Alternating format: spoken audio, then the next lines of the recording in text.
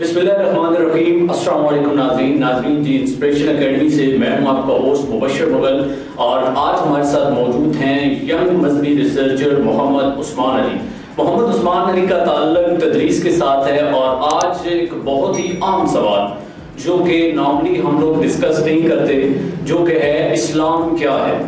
تو آج اس پورے سیشن کے اندر اسلام کیا ہے، اس کو قرآن کے حوالے سے، حدیث سے، اور پھر جدید جو سائنس ہے وہ اسلام کے بارے میں کیا کہتی ہے، ہمارے جتنے بھی علماء کرام ہیں وہ اسلام کے بارے میں کیا کہتے ہیں، جو محققین آئے ہیں، یہ ساری چیزیں آج عثمان بھائی سے ہم انشاءاللہ تعالی ڈسکس کریں گے۔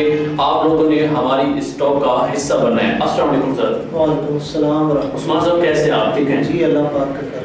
عثمان صاحب، یہ سوال تو تقریباً ہر بندے کے ذہن میں ہوتا ہے کہ اسلام کیا ہے، لیکن اگر ایگزیکٹ ڈیفینیشن اس کی بیان کرنی ہو تو بڑا مشکل ہو جاتا ہے۔ تو یہی آج ہمارا مقصد بھی ہے کہ ہم اس کو آئیڈینٹیفائی کر سکیں، تاکہ کوئی بھی ایسا بندہ جو بالکل ہمارا نارمل لیول پہ ہو وہ آسانی کے ساتھ سمجھ سکے۔ اور دوسرا یہ کہ اگر کوئی ہماری گفتگو غیر مذہب بندہ سنتا ہے، یعنی وہ مسلمان نہیں ہے، کسی اور مذہب سے تعلق رکھتا ہے، تو اس کو بھی اسلام کی سمجھ آ سکے، چونکہ کچھ لوگ ایسے ہیں ہمارے اس کنٹری کے اندر بلکہ پورے ریجن کے اندر جو اس کو غلط جو ہے وہ بھی رنگ دیتے ہیں۔ تو سب سے پہلا میرا آپ سے اس حوالے سے سوال یہ ہے کہ اسلام کیا ہے، اس میں قرآن کیا کہتا ہے؟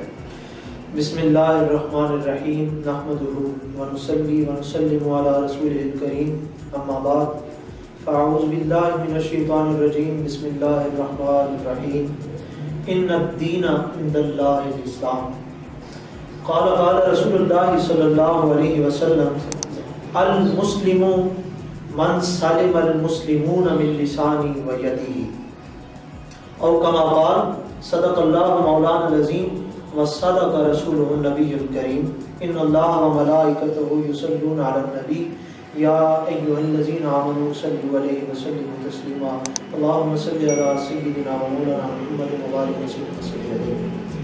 سب سے پہلے مبشر بھائی آپ کا بہت شکریہ کہ آپ نے ہمیں یاد فرمایا۔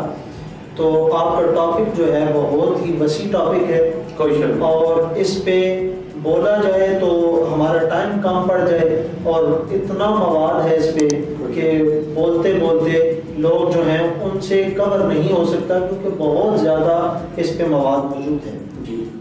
تو اسلام کیا ہے، یہ ٹاپک ہے۔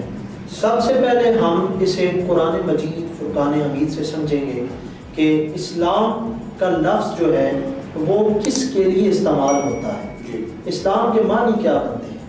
تو قرآن مجید ہمیں یہ صاف صاف واضح بتا دیتا ہے کہ اسلام کے معنی ہے فرما برداری، اطاعت، یعنی کہ کہنا ماننا۔ اللہ تبارک و تعالیٰ نے ہمیں جو قرآن مجید میں حکم دیا ہے، یا اس کے محبوب صلی اللہ علیہ وسلم، آپ صلی اللہ علیہ وسلم کے جو فرمان ہیں ان کے مطابق اپنی زندگی کو گزارنا، یہ اسلام ہے۔ یعنی ایک قسم کا مطلب یہ ہو گیا کہ سر تسلیم خم کر دیا، اللہ تعالیٰ کی رضا کے سامنے اپنی بات جو ہے اسے ڈیگریڈ کر کے اللہ کے احکام کو آگے رکھنا، اسے ماننا، یہ کیا کہلائے گا، اسلام کہلائے گا۔ قرآن مجید میں سورہ بقرہ کے اندر بھی ایک آیت ہے، اذ قال لہ ربہ اسلم قال اسلمت لرب العالمین۔ اب یہ آیت جو ہے، اس کا ترجمہ جو ہے وہ ہمیں اسلام کے معنی بڑے اچھے انداز میں بتاتا ہے۔ اور جب ان کے رب نے ان سے فرمایا میرے سامنے گردن جھکا دو، اب یہاں پہ اسلم کا لفظ یوز ہوا ہے، اور ترجمہ کیا بن رہا ہے، میرے سامنے گردن جھکا دو، یعنی کہ اللہ تعالیٰ کے حکم کے آگے گردن اپنی جھکا دینی ہے، اس کا کہنا ماننا ہے۔ تو عرض کرنے لگے میں نے سارے جہانوں کے رب کے سامنے سر تسلیم خم کر دیا۔ یہ حضرت ابراہیم علیہ السلام کے بارے میں یہ آیت ہے جو بیان ہو رہی ہے۔ پھر آگے حضرت ابراہیم علیہ السلام نے جو اپنے بیٹوں کو وصیت کی، اس سے اگلی آیت میں وہ بیان ہو رہی ہے کہ وَوَصَّى بِهَا إِبْرَاهِيمُ بَنِيهِ وَيَعْقُوبُ يَا بَنِيَّ إِنَّ اللَّهَ اصْطَفَىٰ لَكُمُ الدِّينَ فَلَا تَمُوتُنَّ إِلَّا وَأَنْتُمْ مُسْلِمُونَ۔ وہ اپنے بیٹوں کو اسی بات کی وصیت کی انہوں نے کہ یعقوب علیہ السلام نے بھی یہی کہا، اے میرے لڑکوں، بے شک اللہ نے تمہارے لیے یہی دین اسلام پسند فرمایا ہے، سو تم بہر صورت مسلمان رہتے ہوئے ہی مرنا۔ تو یہ اسلام ہمیں کیا چیز سکھاتا ہے کہ اللہ تبارک و تعالیٰ کے حکم کے سامنے اپنا سر جھکا دینا۔ تو اسلام کے جو معنی ہیں وہ فرما برداری کے ہیں، قرآن ہمیں یہی چیز بتاتا ہے۔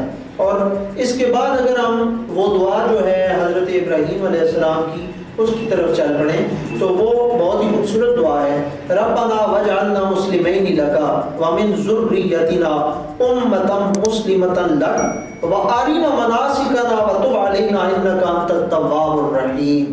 یہ دعا ہے کہ اے ہمارے رب، ہم دونوں کو اپنے حکم کے سامنے جھکنے والا بنا اور ہماری اولاد سے بھی ایک امت کو خاص اپنا تابع فرما بنا۔ اب یہ دعا ہے، اور آگے پھر جو انہوں نے کنکلوڈ کیا اس دعا کو کہ ربنا وابعث فیہم رسولا منہم یتلو علیہم آیاتک ویعلمہم الکتاب والحکمۃ ویزکیہم انک انت العزیز الحکیم۔ اے ہمارے رب، ان میں سے انہی میں سے وہ آخری اور برگزیدہ رسول صلی اللہ علیہ وآلہ وسلم مبعوث فرما جو ان پر تیری آیتیں تلاوت فرمائے اور انہیں کتاب اور حکمت کی تعلیم دے۔ کیا بات ہو رہی ہے؟ انہیں کتاب اور حکمت کی تعلیم دے اور ان کے نفوس و قلوب کو خوب پاک صاف کر دے۔ بہت خوبصورت جملے ہیں جو قرآن نے یہاں پہ بیان فرمائے ہیں۔ یہ ساری دعا ہے، بے شک تو ہی غالب حکمت والا ہے، اللہ تبارک و تعالیٰ سے مانگا جا رہا ہے۔ ٹھیک ہے، تو علامہ حافظ ابن کثیر تفسیر ابن کثیر کے اندر وہ لکھتے ہیں کہ پہلی جو امتیں تھیں جب ان کی طرف رسول بھیجے گئے، ان کی طرف نبی بھیجے گئے، تو وہ ان کی پیروی کرنا، ان کی اتباع کرنا جو تھا وہ اس ٹائم پہ اسلام تھا، اس وقت پہ جو اسلام تھا وہ تھا۔ اب کیونکہ جب آخری پیغمبر جناب محمد مصطفیٰ صلی اللہ علیہ وسلم آپ کی تشریف آوری کے بعد آپ نے جب ہمیں شریعت محمدی عطا کر دی تو پھر ہم نے ان کی بات ماننی ہے، جو احکام وہ ہمارے لیے لائے ہیں ان کو ماننا کیا کہلائے گا؟ اسلام کہلائے گا۔ اچھا سر، یہاں پہ کیا عبادت ہی اسلام ہے یا اس سے ہٹ کے بھی بہت زیادہ، جس طرح آپ کہہ رہے ہیں کہ اپنی گردن کو جھکا دینا، تو کیا صرف عبادات ہی اس میں آتی ہیں یا اس کے علاوہ بھی کوئی اسلام ہے؟ جی، بڑا پیارا سوال ہے آپ کا۔ تو اس پہ اب ہم رسول پاک صلی اللہ علیہ وسلم کے فرمان کی طرف چلتے ہیں۔ حدیث کے مطابق قرآن پاک ہم نے پڑھ لیا، قرآن سے ہم نے اسلام کا معنی جو ہے وہ سمجھ لیا۔ اب ہم چلتے ہیں فرمان مصطفیٰ صلی اللہ علیہ وسلم کی طرف۔ کچھ احادیث جو ہمیں بخاری اور مسلم میں ملتی ہیں، ان میں جو اسلام کی تعریف کی گئی ہے، ایک تو حدیث جبریل ہے، بہت خوبصورت حدیث ہے، اس میں 3 چیزوں کو بتایا گیا ہے، اسلام، ایمان اور احسان۔ 3 چیزوں کا تذکرہ اس حدیث پاک میں کیا گیا ہے۔ ٹھیک ہے، تو حضرت عمر فاروق رضی اللہ تعالیٰ عنہ وہ راوی ہیں اس حدیث کے، تو وہ کہتے ہیں کہ ایک شخص ایک دن رسول پاک صلی اللہ علیہ وسلم بیٹھے ہوئے تھے، آپ صلی اللہ علیہ وسلم کے پاس آیا اور 2 زانو ہو کر آپ صلی اللہ علیہ وسلم کے سامنے بیٹھ گیا، ادب کے ساتھ بیٹھ گیا۔ تو وہ کہتے ہیں کہ ہم اس شخص کو جانتے نہیں تھے کہ وہ شخص کون ہے، تو وہ نہ کوئی آج تک ہماری اس کے ساتھ کوئی جان پہچان تھی۔ تو اس نے آ کر رسول پاک صلی اللہ علیہ وسلم سے یہ سوال کر دیا کہ یا رسول اللہ صلی اللہ علیہ وسلم، اسلام کیا ہے؟ یہی سوال اس نے آگے کیا کر دیا؟ رسول پاک صلی اللہ علیہ وسلم کے سامنے کر دیا۔ تو رسول پاک صلی اللہ علیہ وسلم نے سب سے پہلے اسلام کو اس طریقے سے ڈیفائن کیا۔ آپ نے فرمایا کہ اسلام یہ ہے کہ تو اللہ تبارک و تعالیٰ کو معبود مان، یعنی اس کی عبادت کر اور مالک حقیقی مان، ٹھیک ہے، اور محمد رسول اللہ صلی اللہ علیہ وسلم کو اللہ کا رسول مان۔ پہلی بات آپ نے یہ کی۔ پھر آپ نے کہا کہ نماز، زکوٰۃ، حج، ان پر تو نماز ادا کر زکوٰۃ جو ہے وہ بھی ادا کر، اور حج اگر تو استطاعت رکھتا ہے تو حج کو ادا کر۔ یہ سب کیا ہے؟ اسلام ہے۔ ٹھیک ہے، سوال کرنے والے نے اگلا سوال یہ کیا کہ یا رسول اللہ صلی اللہ علیہ وسلم ایمان کیا ہے؟ اسلام ایک چیز ہے اور ایک چیز ہے ایمان۔ اب ایمان کا جب سوال ہوا تو رسول اللہ صلی اللہ علیہ وسلم نے فرمایا کہ ایمان یہ ہے کہ آمنت باللہ، یعنی اللہ پر ایمان لانا، والملائکتہ، ملائکہ پر ایمان لے کے آنا، وکتبہ، اور جتنی کتب ہیں آسمانی کتب ان پر ایمان لانا، ورسلہ، اور رسولوں پر ایمان لے کر آنا، والیوم الآخر، یعنی اور آخرت کے دن پر ایمان لانا۔ ٹھیک ہے، یہ سارا کیا ہے؟ ایمان۔ اب سوال کرنے والے نے تیسرا سوال کیا کہ یا رسول اللہ صلی اللہ علیہ وسلم کہ احسان کیا ہے؟ بہت خوبصورت سوال اور بہت ہی خوبصورت جواب۔ ٹھیک ہے، رسول پاک علیہ الصلوۃ والسلام آپ سے جب یہ سوال کیا گیا کہ احسان کیا ہے تو آپ نے فرمایا کہ تو جب اللہ کی عبادت کرے تو تجھے تیرے ذہن میں یہ ہونا چاہیے کہ تو گویا اللہ کو دیکھ رہا ہے۔ ٹھیک ہے، تو گویا اللہ کو دیکھ رہا ہے، اور اگر ایسے نہیں ہے کہ تو اللہ کو نہیں دیکھ سکتا تو پھر کیا ہے کہ اللہ تو تجھے دیکھ رہا ہے، اللہ کی عبادت میں تو اس طرح مصروف ہو جا۔ یہ تعریفات جو ہیں رسول پاک صلی اللہ علیہ وسلم نے خود بتائی۔ اب آپ کا جو سوال ہے کہ کیا یہ صرف عبادات جو ہیں وہ اسلام ہے؟ صرف عبادات اسلام کا ایک حصہ تو ضرور ہے، لیکن صرف عبادات پر رہنا اسلام نہیں ہے۔ اسلام میں اور بھی بہت ساری چیزیں، اسلام مکمل نہیں ہوتا۔ اسلام مکمل تب ہوتا ہے جب اس کے سارے پہلوؤں کو قائم رکھا جائے۔ اب ہم عبادات کو صرف یہ سمجھتے ہیں کہ نماز پڑھ لی ہے ہم نے، ایک طریقے پہ نماز پڑھ لی ہے تو نماز ہم نے یہ بس عبادت کر لی اللہ تبارک و تعالیٰ کی۔ تو اصل اسلام یہ کہتا ہے اقیم الصلاۃ، یعنی نماز کو تم نے قائم کرنا ہے۔ پڑھنے کا تذکرہ نہیں ہے قرآن میں، قائم کرنے کا تذکرہ موجود ہے۔ وہ ظاہری بات ہے ہم نے پڑھ دی تو ہے، رسول پاک صلی اللہ علیہ وسلم کے بتائے ہوئے طریقے پر ہم نے نماز کو پڑھنا ہے، اور پھر قائم کیسے کرنا ہے کہ آپ بازار میں چل رہے ہوں تو اس وقت بھی آپ کی نماز قائم ہو، آپ کی نظر ادھر ادھر نہ بھٹکے، یہ ہے نماز کو قائم کرنا۔ آپ جب دکان پہ کوئی آپ کی جو تاجر جب کوئی کام کر رہا ہوتا ہے تو اس میں جب وہ کوئی سودا تول رہا ہے تو اس میں ناپ تول میں کمی نہ کی جائے، یہ کیا ہوگا؟ نماز کو قائم کرنا۔ نماز پڑھنا تو اور رہا، اور نماز قائم کرنا کیا رہا کہ اپنی باتیں جو تم نے اللہ سے عہد کیے ہیں نماز کے اندر ان پر قائم رہو گے تو یہ کیا کہلائے گا؟ یہ اسلام کہلائے گا۔ اب ایک اور حدیث پاک جو صحیح مسلم کے اندر موجود ہے، وہاں پہ رسول پاک صلی اللہ علیہ وسلم صحابہ کی مجلس میں آئے، آپ نے یہ سوال کر دیا اتدرون المفلس، کہ مفلس کون ہے؟ سوال کر دیا گیا کہ مفلس کون ہے، کیا تم جانتے ہو کہ مفلس کون ہے؟ تو صحابہ نے کہا کہ ہمارے علم کے مطابق مفلس وہ ہے جس کے پاس درہم نہ ہو یا مال و متاع نہ ہو۔ یہ انہوں نے جب جواب دیا تو رسول پاک صلی اللہ علیہ وسلم نے فرمایا کہ مفلس وہ ہے، اسلام کے اندر مفلس وہ ہے جس کے پاس قیامت والے دن نمازیں تو ہوں گی، نماز اس نے پڑھی ہو، زکوٰۃ بھی ادا کی ہوگی، حج بھی ادا کیا ہوگا، لیکن قیامت والے دن جب کوئی اور شخص اس کے سامنے آئے گا اور اس نے اس شخص کا مال جو ہے وہ کھایا ہوگا، یا کسی شخص کو اس نے گالی دی ہوگی، اذیت پہنچائی ہوگی، شتم ھذا، ٹھیک ہے، یا اس نے کسی کو مارا ہوگا، اور پھر اس کی جو نیکیاں ہیں وہ کیا کی جائیں گی کہ سب سے پہلے جو اس کی نیکیاں ہیں جسے اس نے مارا ہے یا جسے اس نے گالی دی ہے اس کے کھاتے میں ڈال دی جائیں گی۔ یہ سب سے پہلا کام کیا جائے گا۔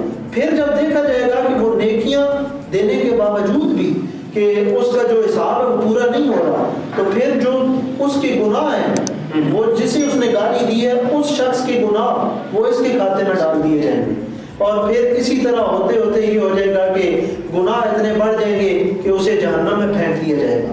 تو رسول پاک صلی اللہ علیہ وسلم نے یہ تعریف کی کہ مفلس اصل میں وہ ہے جو قیامت والے دن نماز روزہ زکوٰۃ یہ چیزیں تو لے کر آئے گا لیکن اس نے دنیا میں رہ کر اپنی نماز کو قائم نہیں رکھا ہوگا, صلہ رحمی نہیں کی, جی صلہ رحمی اس نے نہیں کی ہوگی, اور اللہ کے بتائے ہوئے احکامات کو صرف یہاں تک محدود کر دیا ہوگا کہ میں نماز پڑھ لوں, میں زکوٰۃ دے دوں, ٹھیک ہے, صرف اللہ کر لی. اور ہم یہ ہوتا ہے نا لوگوں کو اذیت پہنچانا, حقوق ہوتے ہیں, پڑوسیوں کے ہوتے ہیں, ماں باپ کے ہوتے ہیں. جی جی, آپ اسلام اس لحاظ سے بہت زیادہ وسیع ہو جاتا ہے. اسلام تو اتنی وسعت رکھتا ہے کہ اسلام نے تو ماں باپ کے حقوق, پڑوسیوں کے حقوق, ہمسایوں کے, یہ جو سارے حقوق ہیں یہ اسلام نے بڑی وضاحت کے ساتھ بیان کر دی ہیں. تو اگر ان چیزوں پر عمل پیرا نہیں ہوگا تو اسلام پر پورا تو عمل نہیں ہو رہا. قرآن میں آتا ہے نا کہ یا ایھا الذین آمنوا آمنوا, ایمان والوں کو کہا جا رہا ہے کہ ایمان لے لو. اب سوال یہ ہوتا ہے کہ پہلے ہی انہیں ایمان والا مخاطب کیا جا رہا ہے, اب کہا جا رہا ہے اے ایمان والوں ایمان لے آؤ. تو اس کا کیا مطلب ہے؟ اس کا مطلب یہ ہے کہ اللہ سے ایسے ڈرنا ہے, آمنوا اتقوا اللہ حق تقاتی, جس طرح ایمان لانے کا حق ہے اس طرح اللہ سے ڈرو گے نا. تو ایمان لانے کا حق کیا ہے کہ اللہ سے ایسے ڈرو جس طرح اس سے ڈرنے کا حق ہے. تو اصل میں یہی ڈیفینیشن ہے جو اسلام اور ایمان کی جانی چاہیے.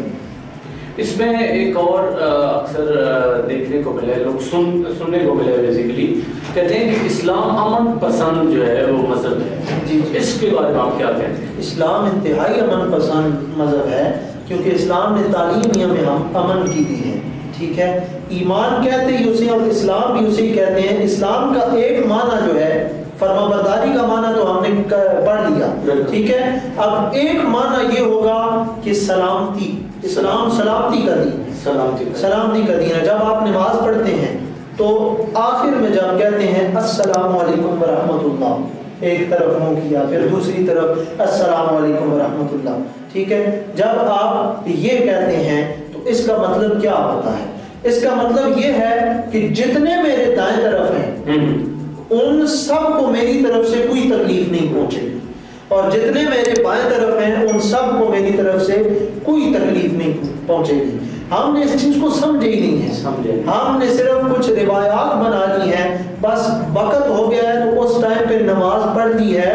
نماز کو اس کے ان اسلوب کے ساتھ پڑھنا, اس انداز کے ساتھ پڑھنا جس طرح نماز کا حکم دیا گیا ہے, تو تب ہم اسلام کو اچھے طریقے سے سمجھ سکتے ہیں. سر یہاں پہ جس طرح ہم نے امن کی بات کی, جی جی, تو کچھ لوگ اسلام کو دہشت گردی کے ساتھ جوڑتے ہیں, تو اس پہ آپ کا کیا موقف ہے؟ اسلام کو دہشت گردی کے ساتھ جوڑنا جو ہے وہ میں کہتا ہوں کہ علم کی کمی ہے, یعنی ان کے پاس علم نہیں ہے, ورنہ اسلام کو سمجھ نہیں سکے یا ان کے سامنے اسلام کی ایسی تصویر پیش نہیں کی. اچھا, اسلام اور جدید سائنس یہ بھی ایک خیر پورا ٹاپک ہو سکتا ہے, موضوع ہو سکتا ہے, لیکن جدید سائنس کو اگر ہم اسلام کے ساتھ کمپیئر کریں, 1400 سال پہلے جو اسلام ہمیں آپ کے کریم صلی اللہ علیہ وسلم نے سمجھایا, اور آج کی سائنس, اس کے حوالے سے کوئی کیا پوائنٹ رکھتے ہیں آپ؟ جی, اسلام اور جدید سائنس یا اسلام اور سائنس یہ ایک سبجیکٹ بھی ہے, پورا مضمون ہے. تو اس پہ بہت ساری آپ کو کتابیں بھی مل جاتی ہیں, اور بہت سارے علماء کرام نے اس پہ بہت ساری بحث کی ہوئی ہے. اب قرآن مجید میں اب آپ کو پتہ ہے کہ آپ فزکس جو ہے اس میں ایک بگ بینگ تھیوری جو ہے وہ پڑھائی جاتی ہے. بگ بینگ تھیوری سے مراد کیا ہے کہ خود بخود ایک دھماکہ ہوا اور دنیا جو ہے وجود میں آ گئی, زمین و آسمان جو ہے وجود میں آ گئی, یہ کہا جاتا ہے. اب قرآن نے اس کو کس طرح بیان کیا, یہی بگ بینگ تھیوری جو ہے نا, قرآن کے انداز میں آپ ذرا سنیے. قرآن کہتا ہے سورہ انبیاء آیت نمبر 30 کے اندر کہ اولم یر الذین کفروا ان السماوات والارض کانت رتقا ففتقناہما, اور کیا کافر لوگوں نے نہیں دیکھا کہ جملہ آسمانی کائنات اور زمین سب ایک اکائی کی شکل میں جڑے ہوئے تھے, اب وہی بات بیان ہو رہی ہے، ٹھیک ہے. بس ہم نے ان کو پھاڑ کر جدا کر دیا اور ہم نے زمین پر بحر حیات کی زندگی کی نمود پانی سے کی. یہ اللہ تبارک و تعالیٰ نے بتا دیا کہ یہ جو وہ کہتے ہیں نا کافر لوگ غیر مسلم جو کہتے ہیں کہ بگ بینگ تھیوری جو ہے خود بخود سب کچھ وجود میں آ گیا، ڈارون کا بھی نظریہ ہے، تو اللہ تبارک و تعالیٰ کہتا ہے کہ یہ خود بخود وجود میں نہیں آیا، اس کے پیچھے ایک طاقت تھی. وہ طاقت کون تھی؟ ایک حکم تھا، ایک کن کا حکم تھا، وہ اللہ رب العزت کا حکم تھا. یہ ہمیں قرآن نے بتا دیا. اب سائنس کو جب ہم نے سمجھنا ہے تو ہمیں قرآن کے مطابق اسے سمجھنا پڑے گا. ہم جب سائنس کو دیکھیں گے پھر ہمیں ضرورت ہے کہ ہم اپنے دینی علوم کو بھی پڑھیں. دینی علوم کو ہم پڑھیں گے تو ہمیں پتہ ہوگا کہ یہ سائنسدان تو آج بات کر رہے ہیں، 1400 سال پہلے حضور نبی کریم علیہ السلام آپ کے وسیلہ سے ہمیں اللہ تبارک و تعالیٰ نے بتا دی. ٹھیک ہے، تو یہ چیزیں جو ہیں یہ ہمیں سمجھنے کے لیے ضروری ہیں. اسلام اور جدید سائنس جو ہے اس پہ پڑھنا ہو تو سائنس کو اسلام کے تابع رکھتے ہوئے پڑھیں. جی، چونکہ قرآن پاک کے اندر بہت کچھ اس طرح کی چیزیں ہمیں مل جاتی ہیں، آیات مل جاتی ہیں، پھر آپ کے کریم صلی اللہ علیہ وآلہ وسلم کی جو زندگی ہے ان سے کئی چیزیں ہمیں ملتی ہیں جو آج جو ہے وہ ثابت ہو رہی ہے. مثلاً واقعہ ہے کہ معراج کا واقعہ ہے. بالکل، معراج کا واقعہ جو ہے اس میں جو اسپیڈ آف لائٹ جو سائنٹیفک پوائنٹ آف ویو سے اگر آپ دیکھیں تو اسپیڈ آف لائٹ جو ہے اور ادھر براق کا جو تذکرہ ہے، براق ایسے برق سے نکلا ہے یہ ورڈ، تو براق جو ہے وہ اس میں بہت ساری بجلیاں جب جمع ہو جائیں تو اسے براق کہا جاتا ہے. براق پہ جو آپ نے سفر کیا معراج کا اور پھر وہ قاب قوسین اور ادنا، یہ سارا قرآن نے بہت خوبصورت انداز میں اور آج کل کی یہ فزکس جو ہے وہ اس پہ theory of relativity, time dilation, ان ساری چیزوں کو ایکسپلین کر رہی ہے. اور آج کل کے سائنسدان اس بات کو ایکسیپٹ بھی کر رہے ہیں کیونکہ انہیں پتہ ہے کہ یہ سارا اس طرح ممکن ہو سکتا ہے، اس وقت ہو سکتا ہے جب وہ ان اصولوں کے مطابق ہو. تو واقع معراج جو ہے وہ ان اصولوں پہ پورا آتا ہے، کوئی شک نہیں ہے. اچھا عثمان صاحب، ہم نے اتنی گفتگو کی اسلام کے حوالے سے، تو اگر ہمیں اسلام کی تعلیم دینی ہو اس جدید دور کے اندر، ہمیں اسلام کی تبلیغ کرنی ہو تو کیا طریقہ اپنایا جائے؟ چونکہ پیچھے بھی ہم نے بات کی کہ کچھ لوگ بہت زیادہ امن پسند کا نعرہ لگاتے ہیں، امن پسندی کا، اور کچھ لوگ اس کو دہشت گردی کے ساتھ جوڑتے ہیں. تو اس مشکل وقت میں اسلام کا صحیح پہلو کیسے اجاگر کر سکتے ہیں؟ جی، بہت ہی اچھا کوشچن ہے یہ کہ تبلیغ کا انداز کیا ہونا چاہیے، تبلیغ کس طریقے سے کی جائے. تو رسول پاک صلی اللہ علیہ وسلم نے جب تبلیغ کا آغاز کیا تو اس سے پہلے آپ 40 برس انہی میں گزار چکے تھے جنہیں آپ نے تبلیغ کرنی تھی، ان کے اندر رہے. تو قرآن کہتا ہے فقط لبثت فیکم عمر. ٹھیک ہے، تو وہ جو آیت ہے، یعنی رسول پاک صلی اللہ علیہ وسلم نے فرمایا تھا کہ میں تمہارے درمیان اتنا عرصہ گزار چکا ہوں، کیا اب بھی تم نہیں مانتے کہ اتنا صداقت اور امانت کے پیکر جو رسول پاک صلی اللہ علیہ وسلم کی ہستی ہے، تو جب ان سب کو کافروں کو بھی یہ یقین تھا کہ آپ نے کبھی جھوٹ نہیں بولا، امانت میں کبھی خیانت نہیں کی، آپ کے کردار پہ کبھی کسی نے انگلی نہیں اٹھائی، یہ ساری چیزیں جو تھیں یہ موجود تھیں. اس کے باوجود رسول پاک صلی اللہ علیہ وسلم نے کہا کہ اگر میں تمہیں یہ کہوں کہ اس پہاڑ کے پیچھے سے کوئی لشکر آ رہا ہے جو تم پہ حملہ آور ہو جائے گا تو کیا تم اسے مان لو گے؟ تو سب نے کہا کہ ہم مان لیں گے، کیونکہ ہمیں پتہ ہے کہ آپ سچے ہیں، آپ صادق ہیں، آپ امین ہیں. جب آپ نے یہ سنا آپ نے کہا تو پھر میں ہی تمہیں بتاتا ہوں کہ اللہ تعالیٰ ایک ہے اور اس کی عبادت کرنی ہے. یہ جو تم نے اپنے بت بنا رکھی ہیں یہ سارے کے سارے جو ہیں یہ فضول ہیں، اور اللہ تبارک و تعالیٰ جو ہے وہ اصل مالک ہے، اس کی عبادت کرنی ہے اور ان بتوں کے آگے سجدہ نہیں کرنا. یہ تعلیم رسول پاک صلی اللہ علیہ وسلم نے انہیں وہاں پہ دی. لیکن وہ جب ان کے دلوں پہ مہریں لگ گئی تھی، ختم اللہ علی قلوبہم وعلی سمعہم، ان کے دلوں پر بھی مہریں لگ گئی، ان کے کانوں پر بھی. چونکہ وہ اپنے باپ دادا کا دین نہیں چھوڑنا چاہتے تھے. یہ جو ضد تھی، یہ ہٹ درمی تھی، اس وجہ سے وہ اسلام قبول نہیں کر سکے. اور اللہ تبارک و تعالیٰ نے بھی پھر جب وہ ایک قدم یعنی دین سے دور ہوئے، اللہ نے انہیں پھر توفیق ہی نہیں بخشی. اللہ نے کہا ہے کہ تم نے خود یہ اپنے لیے انتخاب کر لیا ہے، انسان کو اختیار دیا گیا ہے.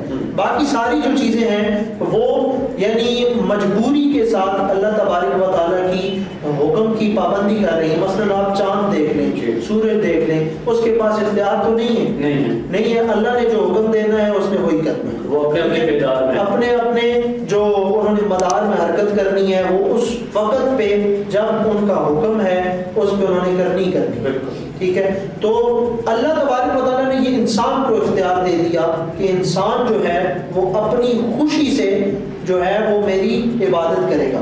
اب جو تبلیغ کا جو سوال ہے نا، تو یہ ایک مثال میں دینا چاہوں گا کہ جب اسلام میں ایک مارکہ ہوا ہے قادسیہ کا مارکہ، ٹھیک ہے، جنگ قادسیہ، بہت جو ہے اس پہ لوگ پڑھتے بھی ہیں، بہت سی کتب موجود ہیں.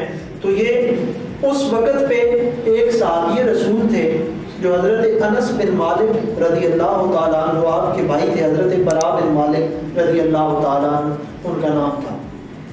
تو وہ ایک تستر شہر تھا، حضرت عمر کا وہ دور تھا، وہ تستر شہر فتح نہیں ہو رہا تھا.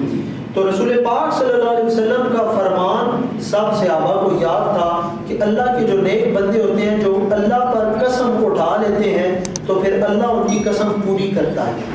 تو وہ جو حضرت برا بن مالک تھے ان کے بارے میں انہیں پتہ تھا یہ بہت نیک شخصیت ہیں. تو ان کے پاس سارے صحابہ آئے اور انہیں کہا کہ آپ اس طرح کریں کہ اللہ سے دعا کریں کہ تستر شہر جو ہے اسے فتح مل جائے، فتح ہو جائے تستر شہر. تو جب انہوں نے دعا کی، ساتھ انہوں نے ایک اور دعا کی کہ یا اللہ جب یہ فتح ہو جائے پھر مجھے شہادت بھی عطا کر دیں. تو یہ دونوں جو دعائیں ہیں ان کی قبول ہو گئی، تستر فتح بھی ہو گیا اور جو آپ کو شہید بھی کر دیا گیا. اب جس شخص نے، جس کمانڈر نے آپ کو شہید کیا، حضرت انس بن مالک کیونکہ آپ کے بھائی تھے، عدالت میں کیس آیا، کیس حضرت عمر فاروق رضی اللہ تعالیٰ عنہ آپ کے پاس آیا.